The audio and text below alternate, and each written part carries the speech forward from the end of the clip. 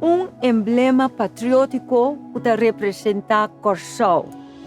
Pero kiko ta patriotismo? Para mim, significa que me tá conhecer minha história, minha cultura, minha raiz. Door disa esse me tá aumentar minha autoconfiança e minha autoestima. Me tá sacar les de passado para analisar meu presente e planear meu futuro.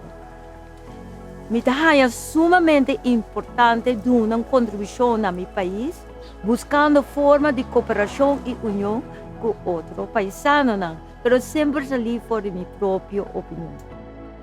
Servir comunidade está sumamente importante para um ente patriótico, pero sempre basar arriba norma na ético, maneira amor, respeito para outro, direito humano. Patriotismo, para mim, significa emancipar meninos.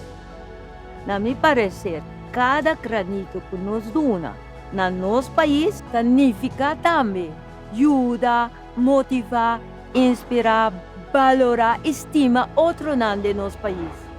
Cada de nós também por ser na boa maneira. Que cotahasse abo persona patriótico?